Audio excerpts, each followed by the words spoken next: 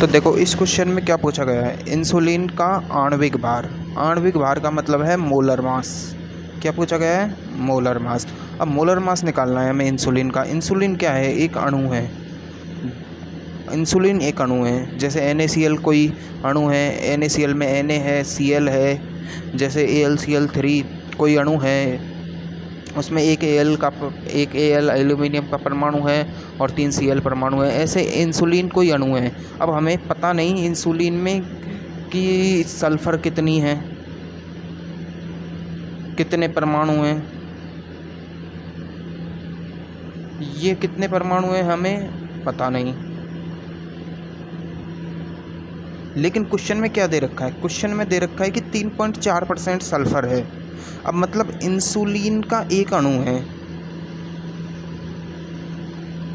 का एक अणु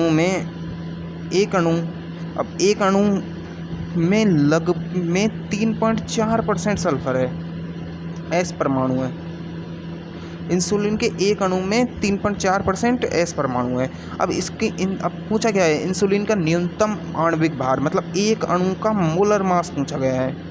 अब एक अणु का मोलर मास निकालना है हमें। अब इसमें दे क्या रखा है कि इंसुलिन का 3.4% एस परमाणु है, सल्फर परमाणु है। अब एक अणु में अब देखो इंसुलिन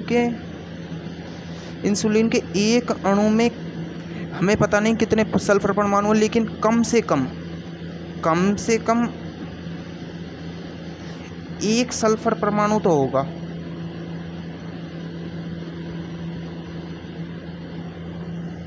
कम से कम एक सल्फर परमाणु तो होगा। कम से कम एक सल्फर परमाणु तो होगा ही। कोई भी अणु है, जैसे AlCl3 है, इसमें Al का एक है, एक NaCl है, एक NaCl है। NaCl में एक इंसुलिन का एक Na का एक परमाणु है, H2SO4 है, उसमें सल्फर का एक है। तो एक से कम तो किसी भी यौगिकी अणु में एक से कम किसी भी परमाणु नहीं होता है। एक से कम तो परमाणु होगा नहीं। अब हमें पता है कि सल्फर के एक परमाणु का भार, एक परमाणु का मोलर भार कितना होता है, मोलर वेट कितना होता है एक परमाणु का? होता है 32। एक सल्फर के एक परमाणु का मोलर भार कितना होता है? 32। अब इंसुलिन के एक अणु में कितनी है? 3.4% सल्फर है। इंसुलिन के एक अणु में 3.4% सल्फर है। तो अब हमें निकालना क्या है? हमें सल्फर निकालनी है। अब देखो ये 3.4% सल्फर है एक अणु में, और एक अणु में एक सल्फर के परमाणु का भार है 32। सल्फर के एक परमाणु का भार कितना है? 32 AMU। अब मतलब 32 AMU इंसुलिन में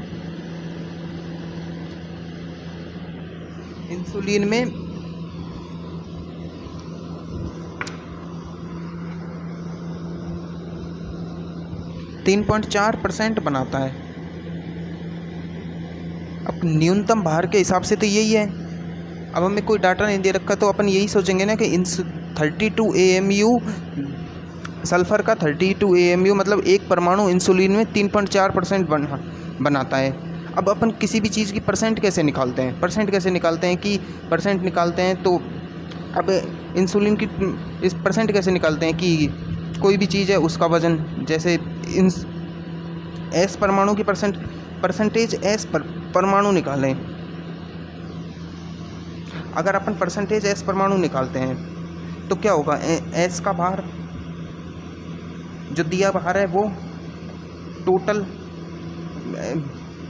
यौगिक का टोटल मोलर भार, molar weight, molar mass into 100।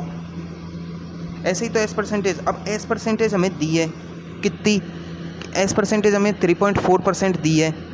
S का भार हमें पता है, मोलर भार एक परमाणु का भार कितना होता है? 32। ठीक है। अब यौगिक का टोटल मास हमें पता नहीं, यही तो निकालना है अपन को यौगिक का मोलर मास ही तो निकालना है, टोटल न्यूनतम मोलर मास। अब न्यूनतम किसका होगा, एक अणु का ही तो होगा, इंसुलिन के एक अणु का ही तो मोलर मास होगा।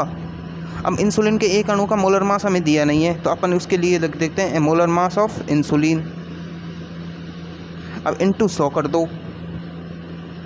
अब यहाँ से अपन मोलर मास ऑफ इंसुलिन निकाल सकते हैं, बहुत आसान है।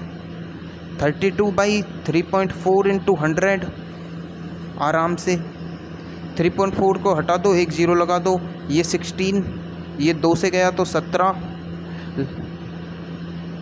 अब ये हो जाएगा 16,000/17, ये 17 को काटते हैं तो ये हो जाएगा 9 टाइम जाएगा, बचेंगे कितने।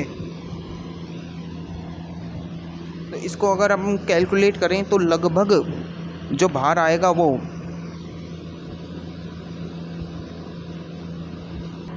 इसको हम कैलकुलेट करते हैं तो जो बाहर आएगा वो लगभग 941 AMU आएगा। सिंपल है, बहुत आसान क्वेश्चन है। हमें करना क्या है, देखो हमें कुछ नहीं करना, हमें सिंपल ये देखना है कि इस क्वेश्चन में पूछा गया है क्या गया है। इस क्वेश्चन में पूछा गया है कि इंसुलिन में द्रव्यमान के हिसाब से 3.4% सल्फर होता है, तो इंसुलिन का न्यूनतम आणविक भार कितना होगा। अब न्यूनतम आणविक भार निकालने के लिए है क्या कि इंसुलिन का कम से कम एक यौगिक तो होगा ना, इंसुलिन का जो अणु होगा वो कम से कम एक अणु होगा न्यूनतम भार मोलर भार के लिए। अब एक अणु में कम से कम सल्फर का एक परमाणु तो होगा क्या, सल्फर के एक परमाणु से कम परमाणु हो सकता है, नहीं हो सकता। सल्फर का कम से कम एक परमाणु तो होगा। अब सल्फर के एक परमाणु का भार कितना होता है, सल्फर के एक परमाणु का भार 32 होता है, तो ये सल्फर का भार आ गया। अब अपन परसेंटेज निकालते कैसे हैं, परसेंटेज निकालना है, बस ये परसेंटेज निकालना है।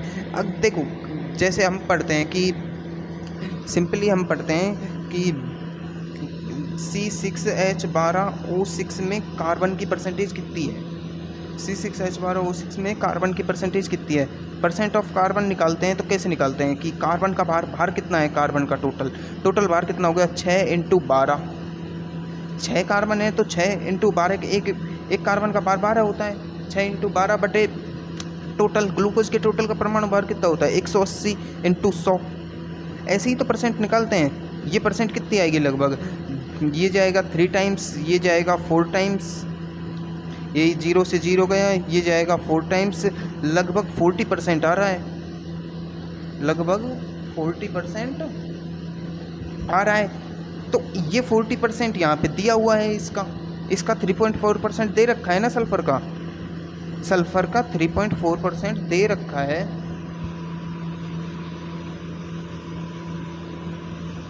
%3.4% दे रखा है, तो अपन इसका बाहर टोटल बाहर निकाल सकते हैं ना यहाँ से। बहुत आसान है, बहुत सिंपल है, बहुत सिंपल।